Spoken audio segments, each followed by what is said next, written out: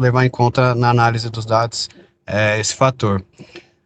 Os bairros da região leste também são todos de baixa renda, ali a maioria cinza, fazendo um levantamento na literatura, a gente pode observar que também são áreas que tem uma temperatura, a constatação de vários locais com ilhas de calor, né, com uma temperatura bem elevada, vários territórios cinzas, como vocês podem observar na coluna do perfil ali, Itaim Paulista, Jardim Helena, Vila Jacuí, São Miguel, apenas a região de José Bonifácio, na divisa com a cidade de Tiradentes, que é o L5 no mapa à esquerda, e a região do Iguatemi, que também fica nos extremos ali da zona leste, tem uma maciço florestal considerável e são caracterizados como área verde. A outro L4, né, que é o José Bonifácio, e entre o distrito de José Bonifácio e Guaianazes tem um caráter intermediário de arborização. A região da Zona Oeste de São Paulo, que é caracterizado por esses 5 pontos ali na Vila Leopoldina, Alto de Pinheiros, região de divisa ali de Perdizes, Barra Funda, Morumbi, são todos bairros de alta renda, né? Uma zona com diversos bairros de alta renda. A literatura aponta que existe uma tendência do bairro ser de alta renda, ele ser mais arborizado, né? Até pela questão de especulação, financiamento, investimento aí das empresas. E como vocês podem ver no perfil, pouquíssimas áreas são de alta renda cinza dentro dos buffers, o que pode ser um fator que aponte essa constatação aí. Então, apenas a região de Perdiz, Barra Funda, que é caracterizada como alta renda cinza, e nas 4 regiões da Zona Sul, onde como um contraponto a essa perspectiva, né, que geralmente bairros de alta renda são verdes, tem uma dificuldade inerente de encontrar bairros de baixa renda verdes. E na região, na cidade de São Paulo, tem bairros ali dos distritos no extremo da Zona Sul que tem esse perfil, que apresenta esse perfil, principalmente pela proximidade com as regiões do reservatório, das represas, do Parque da Serra do Mar. São os casos ali do Grajaú, Parelheiros, que é o S4, vocês podem ver o mais extremo da Zona Sul. E também a região do Campo Limpo, Capão Redondo, embora sejam distritos caracterizados, né, que na maior parte da área serem cinzas, o buffer acabou ficando em cima desse parque municipal do Horto do IP. Então é bom a gente considerar este buffer S1, né, codificado como S1, como área verde também. E a Vila Andrade, S2 também, ele distou um pouco desse perfil, é um bairro de alta renda, de acordo com os dados ali do IBGE. A região de Santa Amaro também tem um buffer ali que ficou dividido curiosamente entre 3 distritos com um caráter socioeconômico diverso. Santa Amaro é um bairro caracterizado como alta renda, onde fica a maior parte do buffer. A região do distrito de Campo Grande é uma região de média renda e a cidade de Ademar tem um padrão de baixa renda, média renda. Pode passar, Lafayette. Então essas são as áreas, os 18 buffers ali, os 18 territórios, 18 perímetros que foram traçados. E agora os colegas vão apresentar a coleta de dados censitários dentro desses buffers e a metodologia. Beleza, só aproveitar a troca aí, eu não achei aqui, Gabriel, como gravar, mas eu coloquei a inteligência artificial para fazer o resumo aqui das nossas apresentações. Professor, eu estou usando um software de gravação aqui que eu liguei ele no começo da apresentação, que ele grava a tela, então dá para a gente usar esse vídeo aqui também depois. Perfeito, aí se todos concordarem, por mim, maravilha. Bom, dando continuidade na apresentação, né, após a introdução que o Lucas fez, essa parte da coleta de dados, dos dados censitários nos buffers, ela foi feita por mim, pelo Josafá, e vou explicar mais ou menos como que a gente levantou esses dados e como que a gente fez os recortes para mostrar os dados, tá? Depois que foram traçados os buffers em sala de aula, o primeiro passo foi buscar o banco de dados do IBGE que após, né, o recenseamento eles disponibilizaram todas as variáveis, todas as planilhas no site. Então, a princípio, a gente usou também o plugin do QGIS, né, que já é conectado junto com esses dados censitários, e foi colocado uma malha, né, com os dados censitários dentro dos buffers. A metodologia que o IBGE utiliza para traçar os dados, os setores censitários, ela é um agrupamento de mais ou menos 250 residências, né? Então, por exemplo, quando a gente olha esses dois buffers, acho que um é na zona oeste, o primeiro à esquerda e o outro na zona leste à direita, pela quantidade de setores censitários já é possível visualmente, né, olhar que a população, né, do setor, do buffer à direita, ela é muito maior do que a esquerda. No caso, quando foi traçado esses buffers, vários setores censitários estavam dentro do buffer, mas também uma parte pequena ou grande deles estava para fora do buffer. Então, para resolver esse problema, foi aplicado no QGIS a função clip, né, função de cortar, onde foi feito o corte desses setores censitários, selecionando só a parte deles que estavam dentro do buffer, e com a calculadora de campo foi feito o cálculo da proporção dos dados dentro, né, de cada setor que foi cortado, de acordo com o tamanho dele. Então, os dados, né, de população, os dados de gênero, enfim, quase todos os dados também foram cortados dentro dessa proporção para a realidade ficar próxima, né, dentro do buffer, né, que foi uma coisa que a gente discutiu muito em sala, que se era ou não necessário fazer isso, e no nosso consenso, né, dos colegas, que sim, esse corte teria que ser feito para conseguir ter mais precisão nos dados. Depois que esse corte foi feito, o código dos setores censitários ele foi gerado junto com o shapefile. E isso foi exportado, né, por uma planilha no Google Sheets, onde gerou os códigos separados de todos os buffers.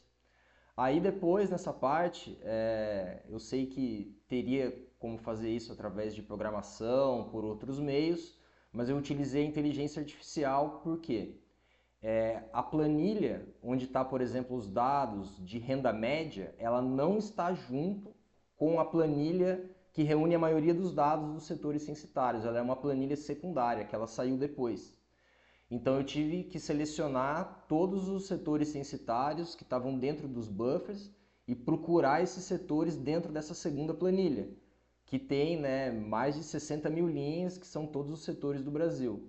Então, eu peguei essa planilha com os códigos dos nossos setores e, através da IA, fiz uma filtragem, gerando uma segunda planilha só com os setores censitários que a gente está estudando. E junto veio a coluna de renda média, tá? Que é um dado que eu vou apresentar aqui logo em seguida. Mas, basicamente, de maneira geral, foi dessa forma que foi levantado os dados censitários.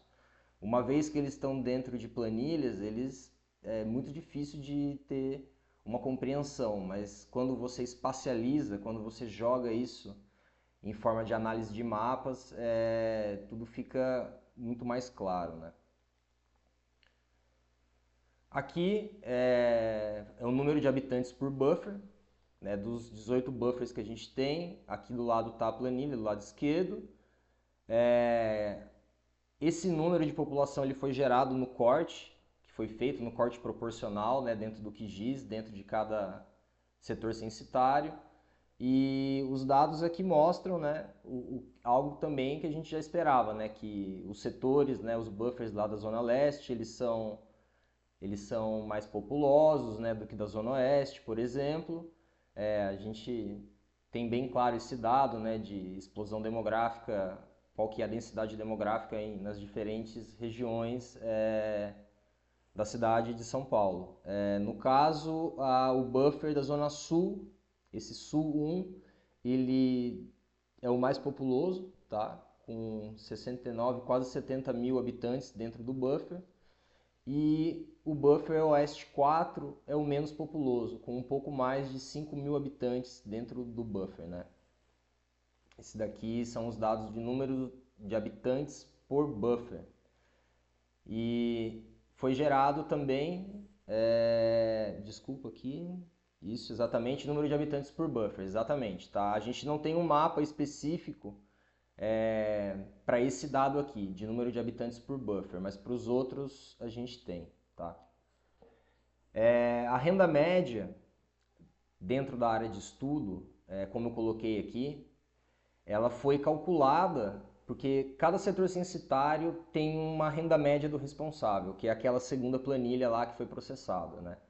Que ele pega os responsáveis do lar e faz a somatória do salário bruto dos responsáveis do lar e cria uma média.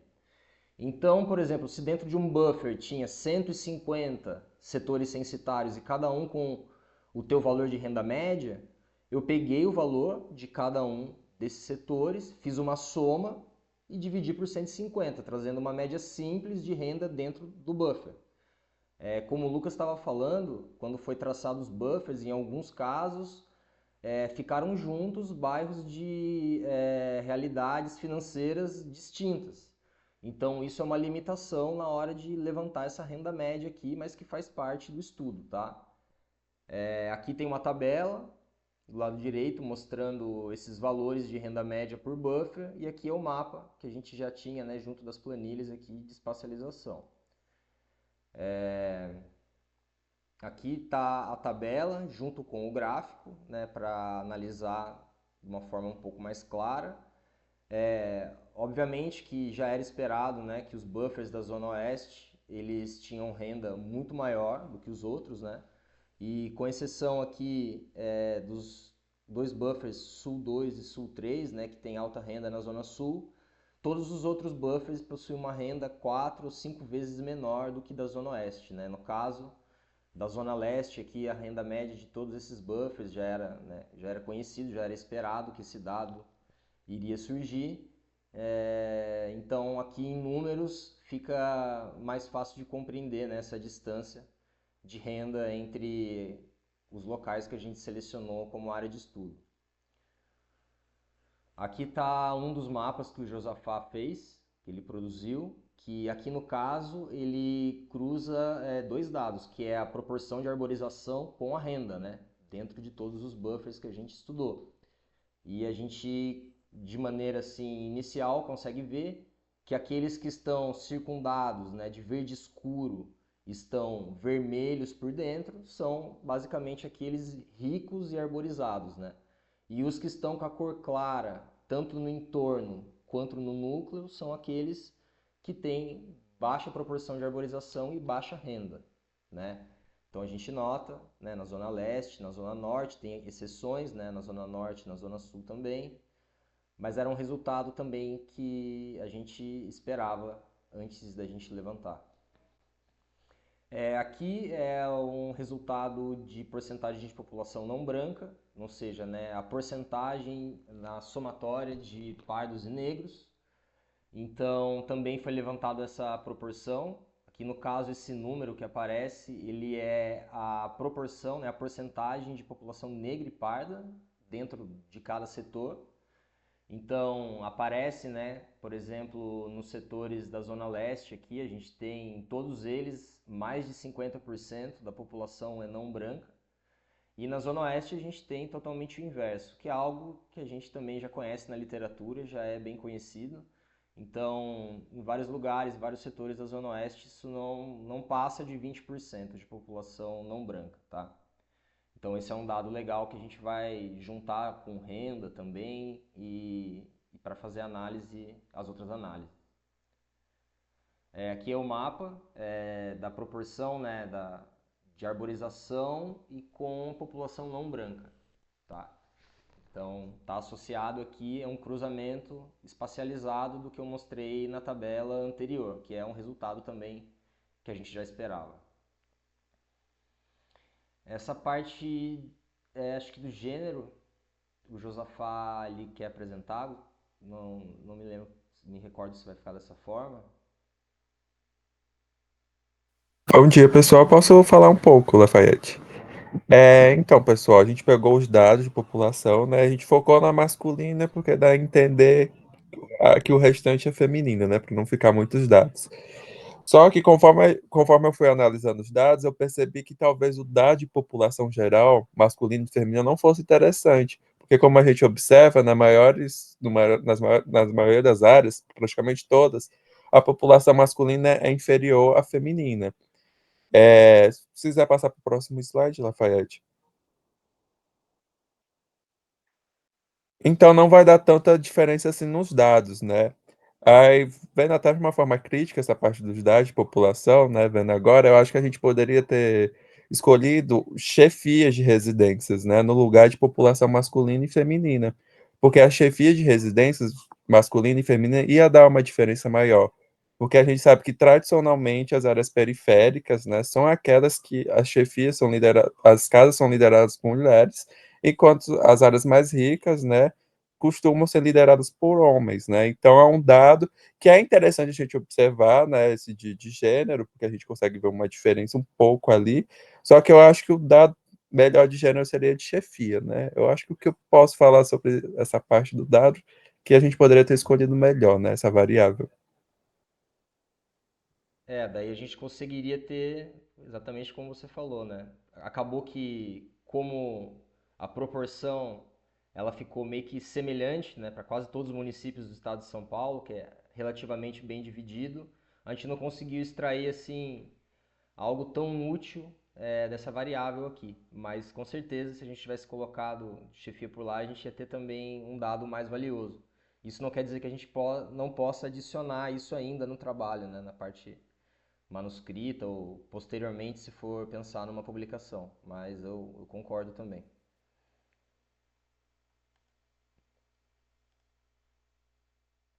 Agora eu acredito que essa parte de recursos hídricos, parte do Gabriel, né?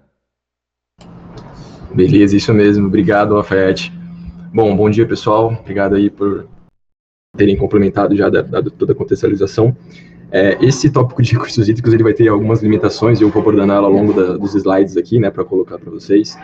Foi uma aventura, foi um grande desafio ir abordando aí cada um dos dados, mas vai ser divertido.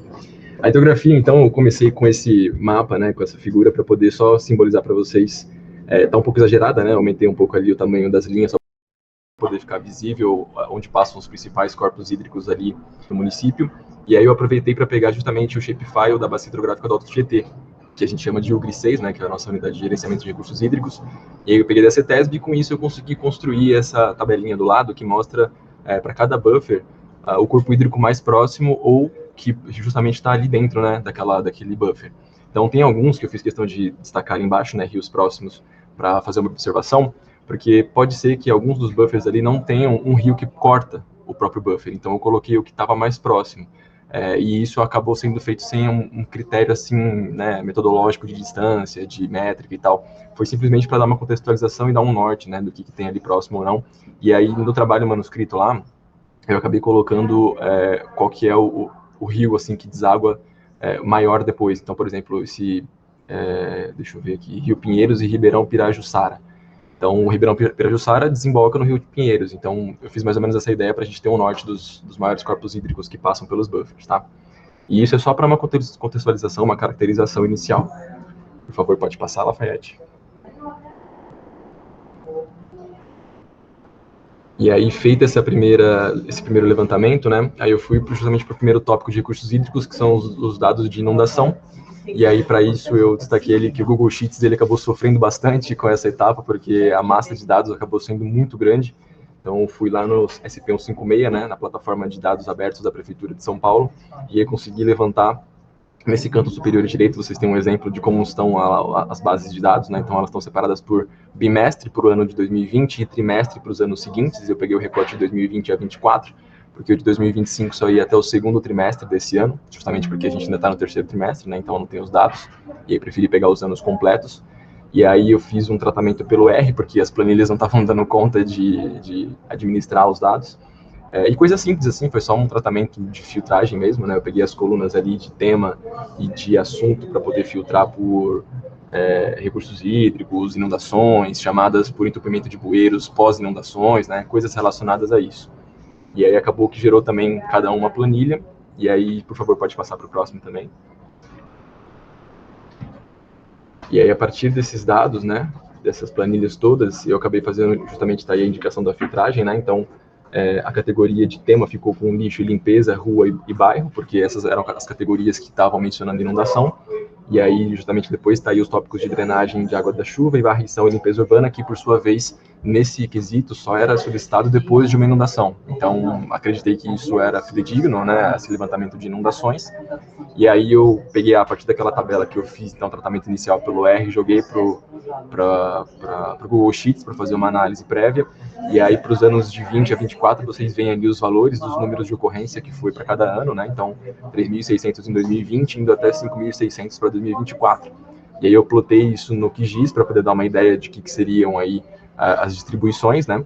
Nesse primeiro mapinha, nessa primeira figura, não está indicado os buffers, mas no próximo slide, por favor, Lafayette, vai dar para ver um pouco melhor como é que eles estão distribuídos com base na nossa área de estudo.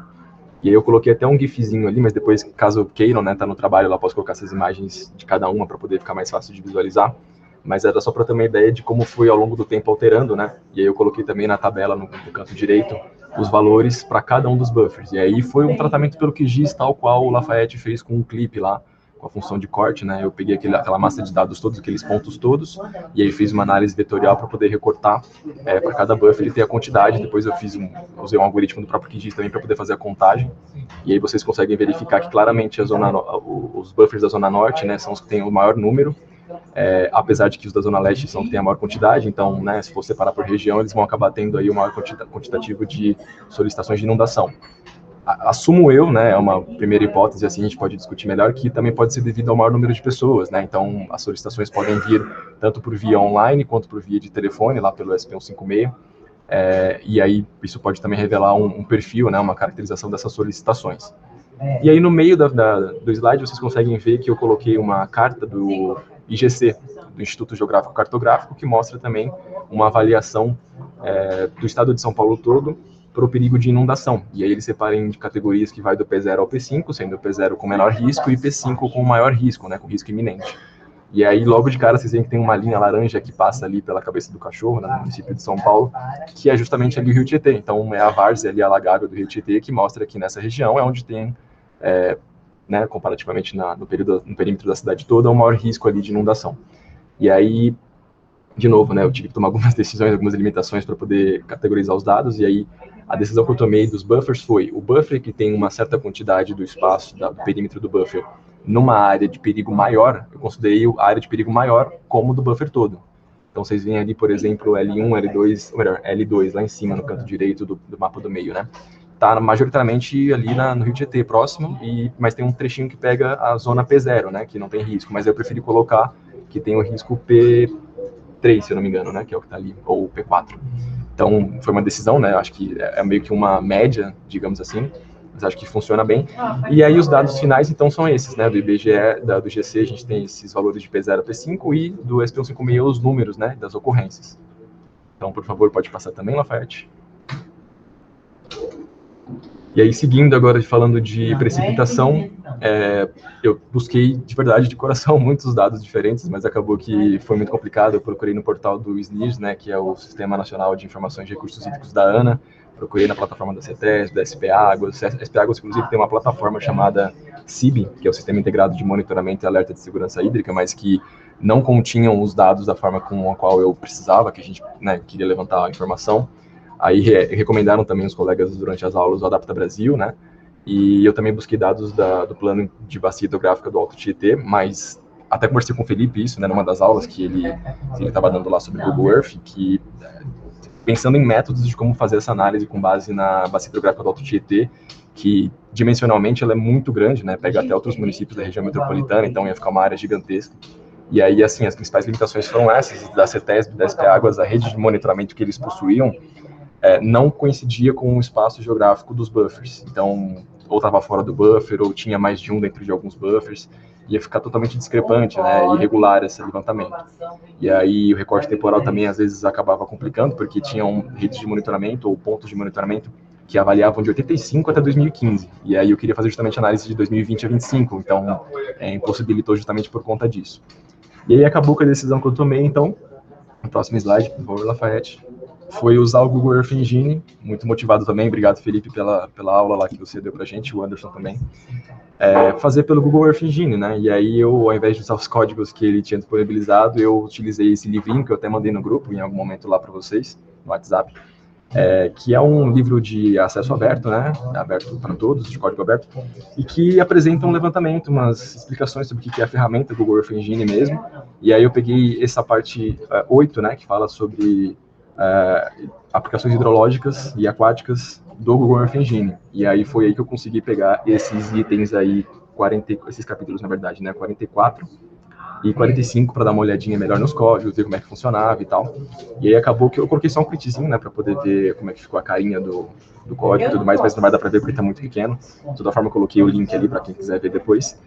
E basicamente para precipitação eu utilizei esse CHIRPS, né, que é um conjunto de dados de precipitação, que pela própria descrição do Earth Engine é quase global e tem mais de 35 anos. Ele começou o monitoramento lá em 1981, se eu não me engano, ou 85. E o problema é que ele tem uma resolução de 0,05 graus, que convertendo dá 5 quilômetros de perímetro do pixel, né? Então acabou que ficou uma coisa gigantesca e até os dados vocês vão ver que eles estão um pouco grandes, né? Mas, por favor, pode passar, Lafayette. Mas foi o método que eu acho que ficou mais próximo, né? Porque ele conseguiu recortar um pouco melhor, pelo menos, cada local dos buffers, ao invés da rede de monitoramento que eu tinha disponível. E aí, como resultado, a gente conseguiu, então, esses números de precipitação, que eu fiz assim, eu peguei o valor de 20 a 25 para cada ano, e aí eu fiz uma média, né, para poder juntar tudo isso e fazer com que ficasse esse valor de média anual para o período considerado de 5 anos. Então, vocês veem aí que os valores estão colocados e eles, ao meu ver, eles estão um pouquinho altos, assim, né? Porque se vocês forem ver a média do próprio município de São Paulo, tem meses que dão esses valores, né? Então, talvez eles estejam um pouco superdimensionados, mas estão aí, são algumas limitações que, né, fizeram colocar. E aí eu plotei tudo no gráfico no QGIS para poder ficar um pouco mais visual aqui na apresentação. Pode passar, por favor.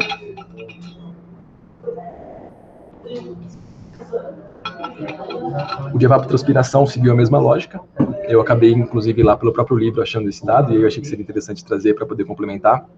Haja vista que, inicialmente, né, lá no início das discussões sobre o trabalho, a gente tinha pensado em pegar dados de vazão, de segurança hídrica, né, coisas que eu, inclusive, não consigo localizar nessas bases de dados que eu mencionei há pouco, no outro slide. E aí, então, de evapotranspiração me pareceu interessante porque conversa justamente com o coração do trabalho, que é a proporção de vegetação indoor e outdoor, né? E aí eu acabei buscando isso, então, por esses satélite MODS, ou melhor, pelo espectro radiômetro MODS, que está a bordo do satélite Terra, e que ele tem uma precisão, uma resolução espacial um pouco melhor, de 500 metros, mas aí ele tem esse intervalo de avaliação, de geração de imagens de 8 dias. Acaba não sendo um problema, porque o nosso período é de 20 a 25, pelo menos o período que eu considerei aqui é de 20 a 25, então acabou sendo pertinente. E aí eu só coloquei essa equação aqui para poder mostrar as variáveis, tá, pessoal? Não é o meu forte, assim, a área de exatas, então essa coisa me deu até um susto, assim, quando eu vi, mas achei mega interessante trazer algumas variáveis que ele considerou para poder fazer esse levantamento das imagens, né, como declividade da curva, saldo de radiação, esse coeficiente psicométrico eu achei muito interessante, porque a psicometria, na verdade, é a relação ao estudo, a área de estudo do ar úmido, né, e das massas de ar e tudo mais. Então, achei super interessante, não entendi nem qual que é a unidade de medida ali, se kPa ali, grau Celsius, mas, enfim, achei bem interessante colocar. E aí, passando para o próximo slide, dá para ver quais foram os resultados, então, desse levantamento. Ou melhor, dá para ver o link do código, né, o que eu coloquei ali, e aí gerou até aquela tabelinha ali, aquele gráficozinho, na verdade, à direita, que mostra a relação para os buffers e tal, e aí gerou essa figurinha até interessante embaixo, ficou bonitinha, eu já vou explicar ela com mais detalhes no próximo slide, mas tá aí o link para quem quiser acessar também. E aí o resultado, então, ficou um pouco mais próximo, né, dos recortes dos buffers, ainda que vocês veem que tem ali umas certas rebarbinhas que ficou, porque o recorte do buffer não conseguiu ser tão preciso devido justamente à resolução de 500 metros, que acabou passando um pouco. E tem um detalhe que eu achei interessante trazer, que, assim, não gerou dados para todos os buffers. Então, isso me levou a algumas reflexões, porque, considerando as variáveis que tem na equação que o satélite considera para gerar os dados, gerou-se dados justamente para as áreas que têm mais proximidade com maciços florestais ou maciços arbóreos mais proeminentes na região. Então, vocês veem que N2 e N3 gerou resultado porque eles estão mais próximos, como o Lucas próprio falou no começo da apresentação, do Parque da Cantareira, né, do parque que é enorme.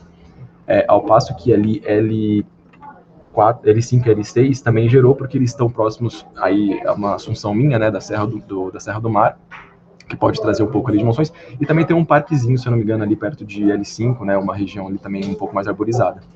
E aí, passando o próximo slide, dá para ter um recorte um pouco mais próximo disso, porque ficou bem pequenininho, daí eu coloquei só um recorte um pouco mais próximo, que dá para visualizar justamente isso, né? Então, lá em cima, N2 e N3 está o Parque da Cantareira, e aqui à direita, em L5 e L6, dá para ver que está com alguns maciços arbóreos um pouco mais proeminentes, um pouco maiores, né?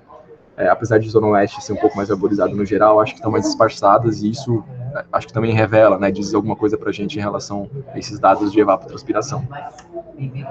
Por favor, pode passar. E acho que é isso. Então agora vai ficar com a Isa e com a Ana, se eu não me engano, de verticalização. Oi, gente, bom dia. Vocês estão me ouvindo direitinho? Minha internet acabou de cair, eu estava no computador, agora eu vou apresentar no celular aqui, mas acho que rola. Bom, eu e a Isa, a gente ficou responsável pelo levantamento em relação à verticalização, né? Então, a nossa, pelo menos a nossa hipótese, assim, a ideia que a gente teve era de pensar como é que essa massa construída, verticalizada, se relaciona com a vegetação, né? E como é que isso influencia na temperatura e na poluição, etc.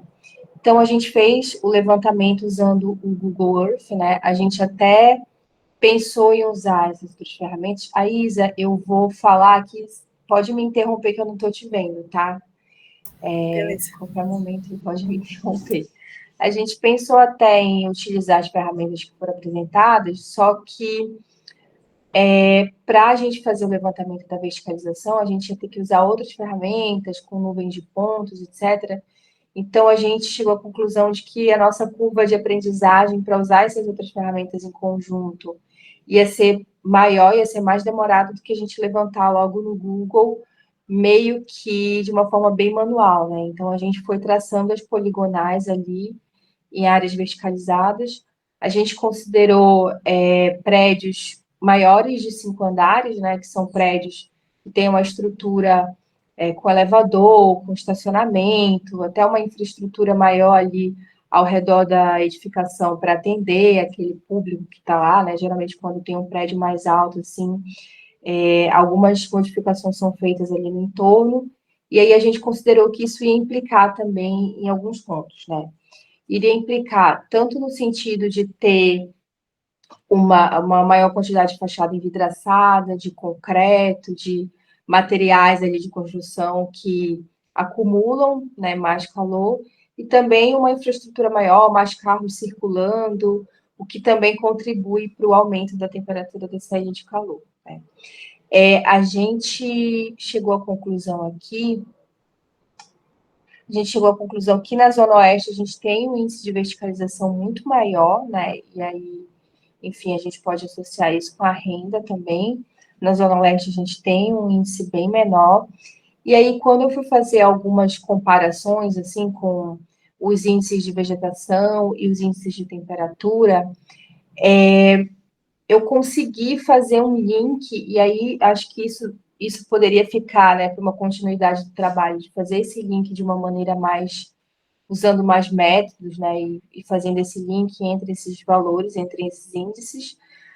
Mas eu achei interessante observar que na Zona Leste, embora tenha um índice de verticalização baixo, e tenha até uma proporção de vegetação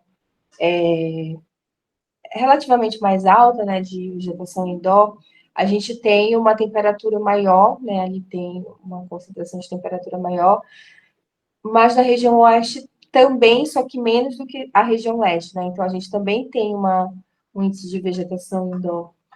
Eu queria abrir a planilha, mas não estou conseguindo. A gente tem um índice de vegetação indoor um pouquinho maior, mas a gente também tem a verticalização bem maior, só que os índices de temperatura são menores do que a Zona Leste. Então, eu achei interessante que isso são fatores que dava para a gente desenrolar mais a partir dessa análise, né, dentro ainda do trabalho, mas eu acho que a gente poderia, se for dar continuidade nessa linha, a gente poderia aprofundar mais esse tipo de análise.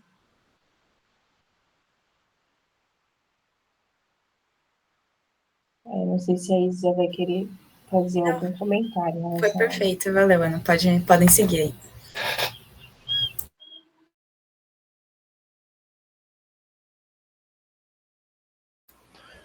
Então, a parte de arborização, né, a contabilização das árvores, né, em si, a gente fez pelo QGIS, né, tem um plugin que chama Deepness, então ele usa, ele já tem, é uma inteligência artificial, né, que esse plugin usa, que ele identifica a copa das árvores.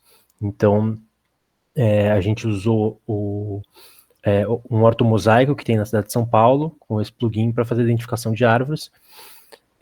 E aí aqui estão os resultados, né? Então, algumas coisas que a gente já esperava, né? Então, a Zona Oeste tem uma quantidade grande de árvores, né? Então, dá para ver aí as áreas O2, né? O5, O4, tem uma quantidade elevada de árvores. Mas algumas áreas, como a região norte, tem uma quantidade relativamente alta de árvores também, principalmente por causa da cantareira. Então é uma região da cidade que não tem, onde a urbanização teve um limite ali, digamos, então tem uma quantidade relativamente boa de árvores. Na zona leste, né, a maior parte dos buffers que a gente pegou tem quantidades baixas de árvores, mas tem duas áreas ali que dá para ver, a 5 e a 6, que tem quantidades altas, né? Então, o mapa aqui é interessante, que dá para ver essa distribuição, né, visualmente. Pode passar para o próximo já, que aí eu já vou falar da questão do indicador, né? A proporção que eu fiz foi indoor com o total de árvores, né? Então, sempre vai ser de 0 a 100, essa tabela do lado, né, a última coluna, eu pintei, o que está pintado de verde é o que está acima de 50%. Então, está indicando aí quais são as áreas que tem mais árvores indoor do que outdoor, né? Então, algumas coisas interessantes, né, em relação a isso. Primeiro, que dá para ver que a distribuição aí, né, no mapa, aí na tabela, ela tem uma variação bem diferente em relação só à quantidade de árvores, né? Então, quando a gente pega, por exemplo, o Leste 5, né? Então, na tabela ali, vendo o Leste 5, a quantidade de árvores é bem grande, né? Então, são 13 mil árvores, só que a proporção indoor total é baixa, né? Então, tem muitas árvores, mas a quantidade de árvores é muito baixa, indoor é baixa. Assim como o Norte 3, né? O Norte 3, especificamente, é uma área que pega um pedaço da cantareira, né? Então, isso é um dos motivos de ter uma proporção tão baixa. Algumas outras coisas interessantes. Se a gente pegar algumas áreas que têm árvores a quantidade total de árvores muito baixa, então o Leste 1, 2, 3 e 4, né, que tem em torno aí de 4 mil árvores, essas 4 árvores, mais da metade delas estão dentro de residências, né? Então, mostra que nessas áreas que tem poucas árvores, a maior parte das que tem estão dentro das casas, né? Então, é um indicador aí que a arborização indoor, ela tem um papel significativo, né? Então, o pouco que restou de árvores, a maior parte está nas casas, né? Então, o que o poder público não conseguiu manter, as casas conseguiram ajudar uma segurada nessa redução, né? Uma coisa que eu destaco aí, que dá para ver em vermelho, é uma área que, depois eu vou falar melhor, mas que o número deu muito baixo dos 6%, mas foi uma questão de classificação não, mas de delimitação dos lotes. Os dados oficiais, eles não pegaram todas as áreas que estão construídas, então mais para frente eu vou explicar, mas eu pintei de vermelho só para indicar que esse valor aí assim, numa análise, né, numa possível publicação tal, teria que ser mais discutido, não sei se seria considerado numa análise estatística, né, provavelmente seria até retirado, tá? E aí pode ir para o próximo, que eu faço algumas comparações a mais. Desculpa, não, tem a temperatura de superfície ainda, né? Então, a temperatura de superfície a gente realizou usando o Google Earth Engine, né? Então, agradecer aí o Felipe pelo script que ele passou para a gente. Eu fiz no gráfico, eu peguei então a delimitação aí para colocar as cores dentro das temperaturas que foram identificadas como a média, né? Eu não fiz uma análise muito detalhada, então não fiz uma comparação só dos máximos, dos mínimos e tal, isso é uma coisa que a gente pode desenvolver mais depois, que é interessante também.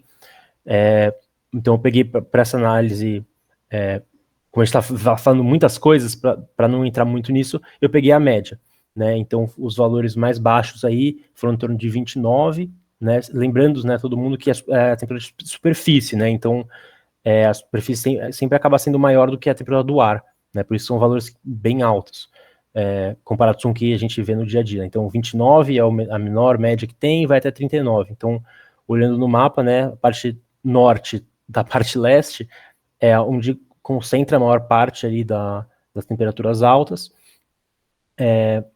e o oeste tem temperaturas mais baixas, né? No norte tem uma variação ali, né? Interessante. E aí pode passar para a próxima, que aí eu vou falar, né, uma coisa que já se sabe, né, mas é interessante a gente mostrar de novo, que aqui eu coloquei, eu ordenei a tabela em relação à quantidade de árvores, né, e aí é claro, né, uma coisa que a gente já sabe, quanto mais árvores, menor é a tendência, né, da temperatura de superfície, né, então a gente vê aí que as áreas que têm a maior quantidade de árvores têm temperaturas de superfícies médias mais baixas. Quando a gente vai para o próximo slide, que aí eu coloco junto aí a questão da proporção indoor total. Aí dá para ver que a proporção indoor total não tem uma relação, né, tão significativa com as temperaturas, mas aí eu ressalto uma coisa que também não entrei numa análise estatística profunda, que é uma coisa que pode ser interessante a gente fazer mais para frente, mas que quando a gente vê as áreas ali embaixo, né, que são as menos arborizadas, então a leste 1, 4, 3, e a 1 também, são áreas que têm temperaturas de superfícies das mais altas, são muito pouco arborizadas, mas das árvores que existem, mais da metade estão indoor, né? Então, de novo, né, lembrando aquilo que eu falei antes, aonde o poder público não conseguiu manter uma quantidade boa de árvores, as residências ainda seguram. Então, imagina se as residências não tivessem essas árvores, quão mais alto seria essas temperaturas de superfície, né? Então, assim, não fiz uma análise estatística para tentar achar uma tendência, né? Mas é algo que nessa análise visual aqui dá para a gente criar essa hipótese, né? De se diminuísse essas árvores aqui, essas temperaturas que já são altas iriam ficar mais insuportáveis ainda, né? Principalmente no verão.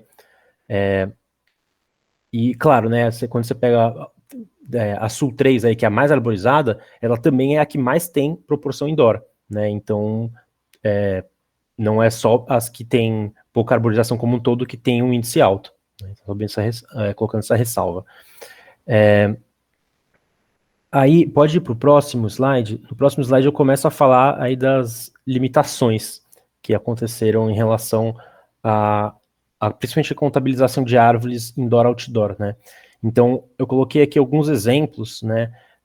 A S4, né, que é dentro das áreas sul, a 4 e a L6, dá para ver que tem várias áreas construídas, né? Então, são residências, mas que não estão dentro desses polígonos rosas, né? Os polígonos rosas são o que desculpa, não acabei não mencionando, né? Esses polígonos rosas são os lotes ou quadras, né? Que eu peguei do GeoSampa, que estão classificados como lotes, né, que estão dentro do shapefile lotes e que são considerados residências, né? Então eu retirei os lotes e quadras considerados como do poder público, né? Então praças, parques públicos, né, foram retirados, mas mesmo assim dá para ver claramente, principalmente nesse L6, tem uma quantidade enorme aí de residências que não estão aí. Então essas residências, caso elas tenham arborização, está contando para outdoor e não para o indoor, né? Então isso faz com que a proporção fique totalmente fora da realidade nesses casos. Então seria o caso de ou fazer uma classificação manual aí de o que é residência e o que não é, né? Que daria um bom trabalho, ou então, né, fazer essa ressalva ou retirar de uma análise estatística mesmo.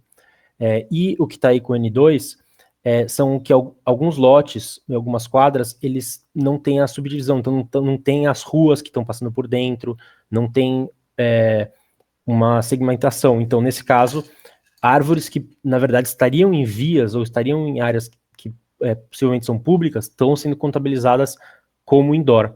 Então, isso também vai gerar uma distorção nos valores, tá? E aí pode passar para o próximo, que aí é em relação à quantificação em si das árvores.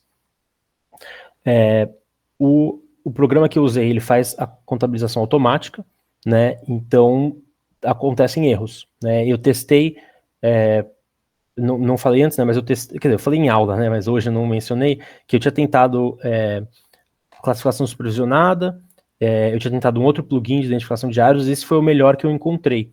Mas ainda assim, tem vários tipos de erro. Então, o S4 e o O4 aí, eu mostro que ele tem muita dificuldade de conseguir separar o que é uma árvore da outra em algumas situações, né? Então, no S4 dá para ver que é uma quantidade absurda de pontos aí, mas o meu mouse, acho que vocês não veem, né? Eu tô com uma coisa aberta, deixa eu ver se agora aparece o meu mouse. Não aparece também. Mas, bem, primeiro, no S4, dá para ver aquela área que claramente é pouco à esquerda em cima, ali onde está aberta, uma clareira. Primeiro que dá para ver que tem alguns pontos ali que não são árvores, né? Um pouquinho à direita, dá para ver que tem uma pouca densidade de pontos, isso, obrigado. Mas que claramente não são só uma, duas árvores, tem mais, mas ele não classificou como árvores em si. E nesse resto aí, nesse miolão que tem um monte de ponto, eu não dei um zoom tão grande, mas nesse O4 aí do lado dá para ver que se você olhar, né, e foram fazer manualmente isso, você vê que tem algumas copas aí que não estão contabilizadas como árvores, né? Tem alguns pontos que são árvores, às vezes uma árvore tem 2 pontos, né? Então, assim, tem esse erro de contabilização. E o erro de classificação em si, né? Que é esse N3, que dá para ver meio que no meio da imagem, um pouquinho para a direita, tem um telhado, uma laje, que tem 2 pontos, tem 2 árvores ali, mas claramente não tem 2 árvores ali, né? Tem um pouco à esquerda embaixo, no meio da rua, tem um ponto ali que não é uma árvore. Como, em geral, os buffers tiveram mais de 1.000 árvores contabilizadas, esses pontos específicos não geram um grande erro, né? Então, dentro são 1.000 árvores e, sei lá, 10 ou 5 foram erros de classificação, isso não gera um grande problema. Mas como não consegui fazer um filtro manual, uma análise tão bem detalhada, não deu para saber qual é essa porcentagem de erro, né? Então, seria interessante pegar alguns desses buffers e fazer uma análise, pelo menos para ter uma noção do erro, né? Outra opção também o plugin do QGIS, esse Deepness, ele tem alguns fatores que dá para alterar, né, em relação ao intervalo de confiança, o tamanho, né, de algumas variáveis ali. Daí é para brincar um pouco mais com isso, né? Eu mexi um pouco. Se você coloca um intervalo de confiança muito grande, ele acaba ignorando umas árvores, e se você baixa ele demais, ele fala que tem muita árvore onde não tem. Eu tentei achar um valor aí razoável, um fator que não jogasse muito para um lado nem para o outro, mas dá para a gente eventualmente brincar um pouco mais com isso para achar uma classificação melhor. Tá? Então esses foram as limitações aí que eu encontrei em relação às árvores. Tá? Então não quis entrar muito em tantos detalhes disso, que a apresentação, né, já contém muitas informações. Então vou parar por aqui essa questão, tá? E é isso. Então, muito obrigado aí, pessoal, pelo trabalho de todos. E como eu estou aqui com os últimos slides, estou aproveitando para agradecer, né, o professor pelas aulas, né, pela organização de toda a disciplina, e todo mundo pelo trabalho aí, que foi realmente um trabalho em conjunto, né? O pessoal fazendo mapa, fazendo análise, fazendo apresentação. Então, agradeço a todos. Muito bom, gente, muito bom. Vontade de estar presencialmente para abraçar um por um aí, de tanto orgulho. Parabéns, acho que vocês mostraram aí um monte de dados, existem limitações, né? Eu tenho alguns comentários para fazer com vocês.